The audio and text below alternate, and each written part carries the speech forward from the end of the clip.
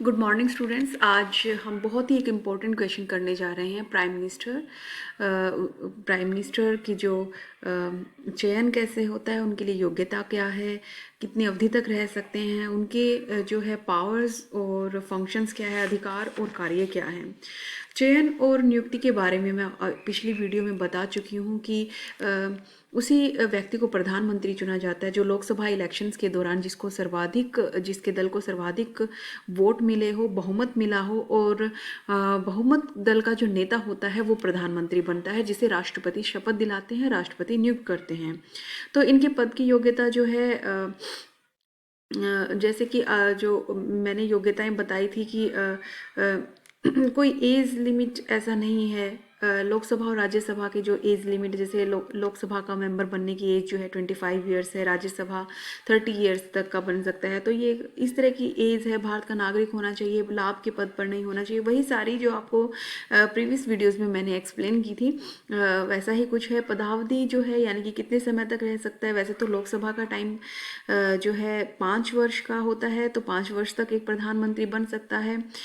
But उससे पहले अगर बहुमत दल का जो है जो सरकार है, सरकार से के खिलाफ अविश्वास प्रस्ताव पास हो जाए, सरकार बीच में ही गिर जाए, और सरकार तो ऐसे में जो है प्रधानमंत्री को इस्तीफा देना पड़ता है, या प्रधानमंत्री स्वयं से त्यागपत्र दे दे, तो इस प्रकार से भी उनकी पदावधि कम हो सकती है।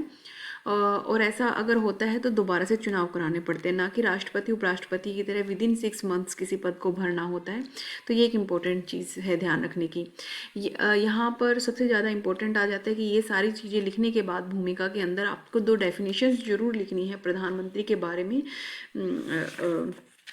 जो कि आपकी बुक में बहुत अच्छे से एक्सप्लेन किया गया है प्रधानमंत्री को एक्सप्लेन करते हुए। जैसे कि लॉस्की जो है कहते हैं कि मंत्रिपरिषद के निर्माण का वह केंद्र बिंदु है, और मंत्रिपरिषद के जीवन का वह केंद्र बिंदु है, और मंत्रिपरिषद की मृत्यु का भी वह केंद्र बिंदु है।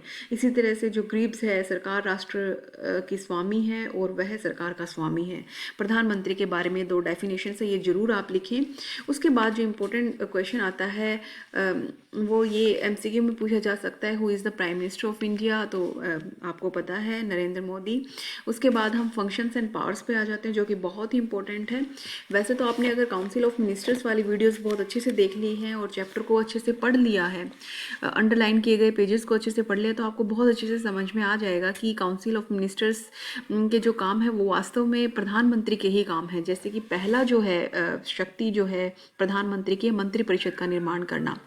ये आप मंत्रिपरिषद की नियुक्ति में पढ़ चुके हैं कि प्रधानमंत्री जो है सूची देता है मंत्रियों की, अपने मंत्रिपरिषद के सदस्यों की, राष्ट्रपति को, राष्ट्रपति फिर उन मंत्रिपरिषद के सदस्यों की नियुक्ति करता है।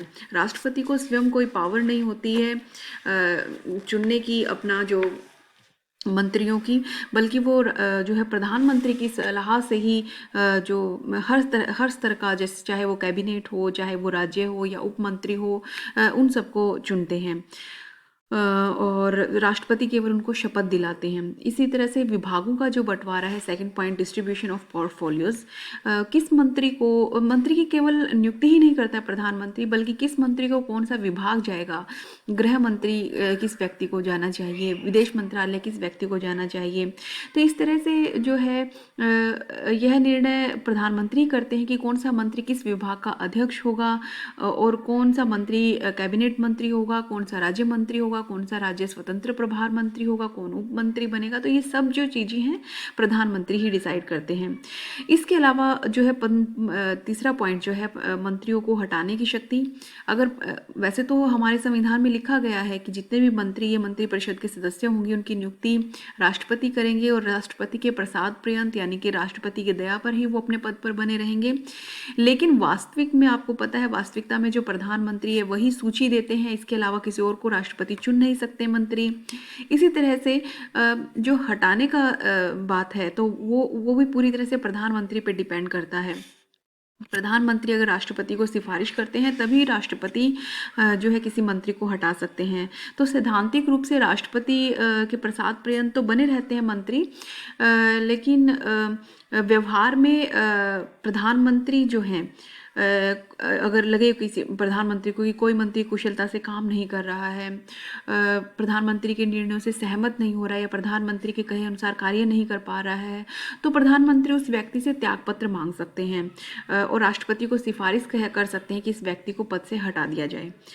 तो इस तरह से मंत्रियों को हटाने की पावर भी प्रधानमंत्री के पास है। उसके बाद जो है लोकसभा का नेतृत्व, लोकसभा के लीडर होते हैं। फोर्थ पॉइंट जो है लोकसभा के लीडर होते हैं प्रधानमंत्री। जैसा कि मैं पहले ही बता चुकी हूँ कि लोकसभा में जो भी पार्टी सबसे ज़्यादा सीट पाती है उसी बहुमत दल का जो नेता होता है वही आगे जाके प्रधानमंत्री बनता है।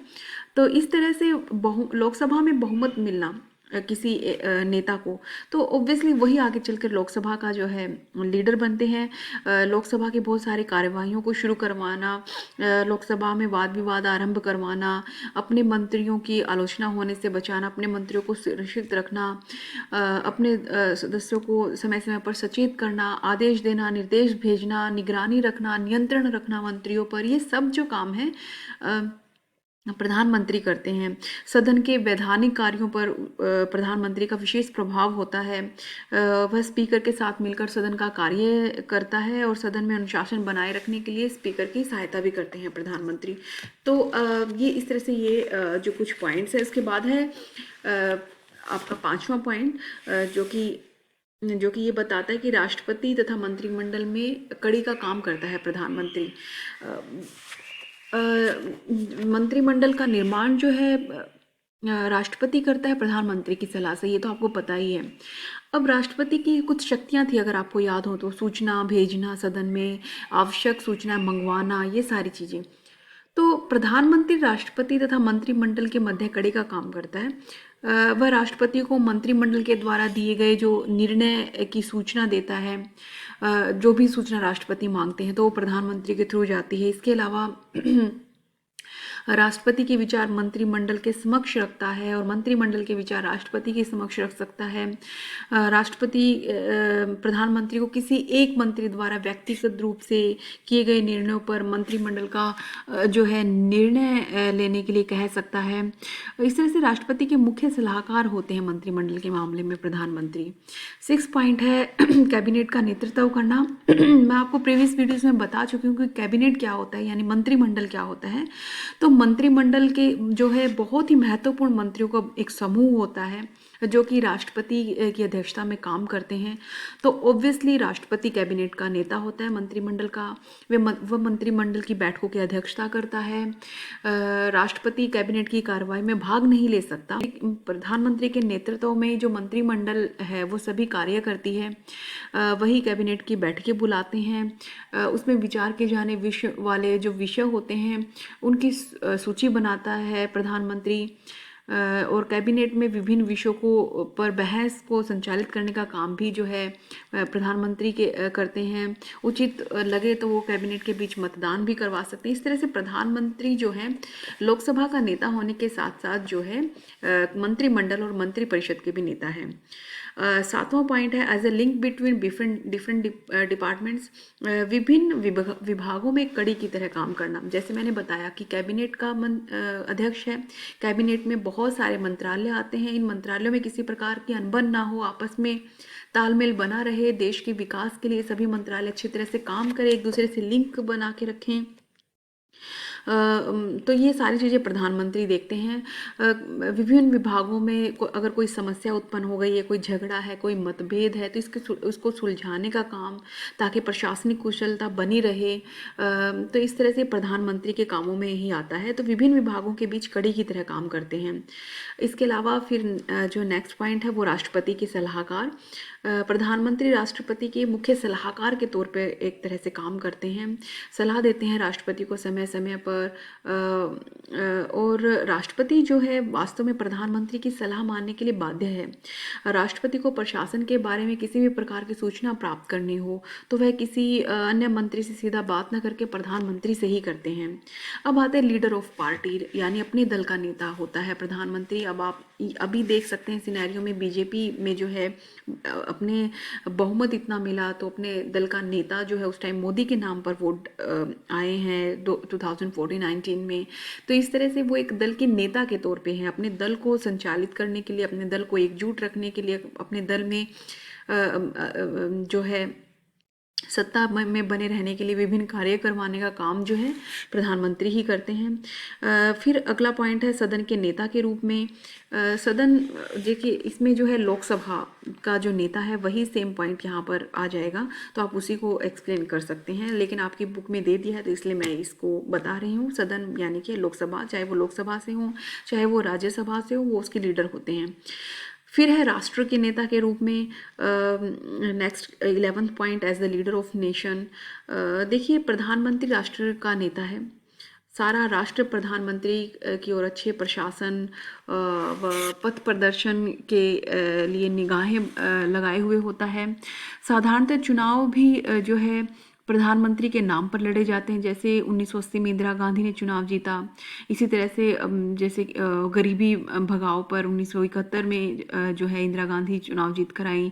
इसी प्रकार 13वीं लोकसभा चुनाव में ये नारा दिया गया कि अब की बारी अटल बिहारी।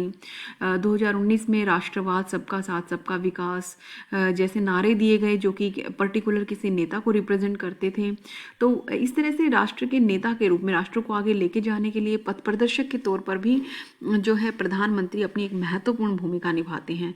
फिर हम 12वां पॉइंट करते हैं लोकसभा को भंग करवाने का अधिकार। देखिए लोकसभा का नेता होते हैं प्रधानमंत्री।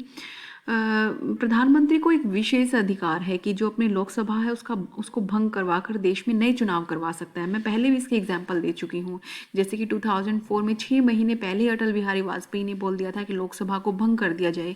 राष्ट्रपति के सामने उन्होंने सिफारिश की थी क्योंकि इलेक्शन जल्दी करवाने थे। तो इस तरह से लोकसभा को भंग करवाने का काम जो है, अगर आवश्यकता पड़े प्रधानमंत्री को, तो वो लोकसभा को भंग करवाने के भी काम कर सकते हैं।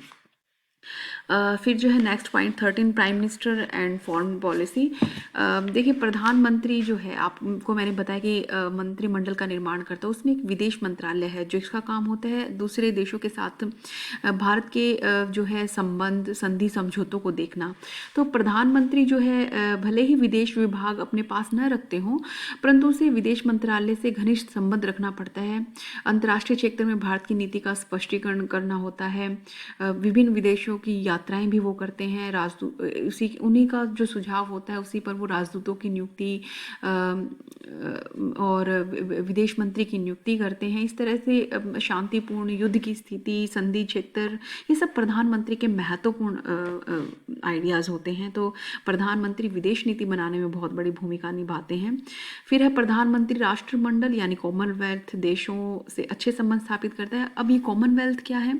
देखिए ब्रिटिश क्राउन को जो मानते हैं, ब्रिटिश महारानी को मानते हैं, और ब्रिटिश के एक टाइम में गुलाम राष्ट्र जो हुए हैं, आज़ाद हो गए हैं, अब उनको एक सम्मान देने के लिए गुलाम राष्ट्रों को या गुलाम राष्ट्रों द्वारा महारानी को कहीं ना कहीं अपनी तरफ से एक सम्मान देने के लिए अभी भी वो जो है कॉमनवेल्थ के तहत जुड़े हुए हैं वो गुलाम राष्ट्र। तो वहाँ पर जो है रिप्रेजेंट करता है प्रधानमंत्री भारत को। तो प्रधानमंत्री का ये भी महत्वपूर्ण काम है जो कॉमनवेल्थ के अंदर आने वाले जो डेवलपिंग कंट्रीज़ हैं उनके विकास की बातें करते हैं। ऑब्वियसली रक्षा मंत्रालय प्रधानमंत्री के अंतर्गत आता है, तो रक्षा मंत्रालय का काम है देश की सीमाओं को सुरक्षित रखना, इंटरनल मैटर्स को, आंतरिक सुरक्षा को बनाए रखना।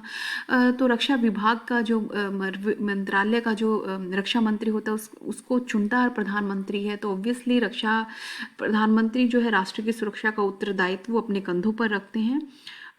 इसी तरह से अर्थव्यवस्था पर नियंत्रण, यहाँ पर मैं वित्त मंत्री की बात करूँगी जो कि पूरी अर्थव्यवस्था, बजट, वार्षिक लेखा जोखा सब चीज़ों को देखते हैं। तो वित्त मंत्री को नियुक्त करना, देश की अर्थव्यवस्था को नियंत्रित रखना, अगर देश की अर्थव्यवस्था किसी प्रकार से विफल हो गई है तो उसका उत्तरदायित्व वो प्रधानमंत्री अपने ऊपर लेता है।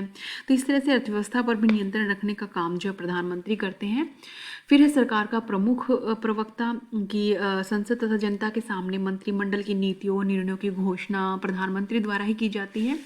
वह सभी प्रशासकीय विभागों की जानकारी रखता है और जब कोई मंत्री संकट में हो तो उसकी सहायता करके मंत्रिमंडल जो है उस नौका को बचाते हैं। फिर है अगला है प्रधानमंत्री की आपातकालीन शक्ति, तो इसके अंदर वही 3 आपातकालीन अनुच्छेद 352, 356, 360 जिनको राष्ट्रपति के आपातकालीन शक्तियों में मैं पढ़ा चुकी हूँ, उसी में आप इसको पढ़ेंगे। तो वास्तव में राष्ट्रपति को जब आपातकालीन शक्तियाँ प्रयोग करनी होती हैं तो वो जो अपनी मनमर्जी से नहीं कर सकते, प्रधानमंत्री की सलाह और उसके मंत्रिमंडल की सलाह से ही कर सकते हैं। तो प्रधानमंत्री वास्तव में आपातकालीन शक्तियों का वास्तविक मुखिया होता है, लागू करवाने वाला होता है। इसी के साथ आपका ये चैप्टर खत्म होता है। Thank you so much.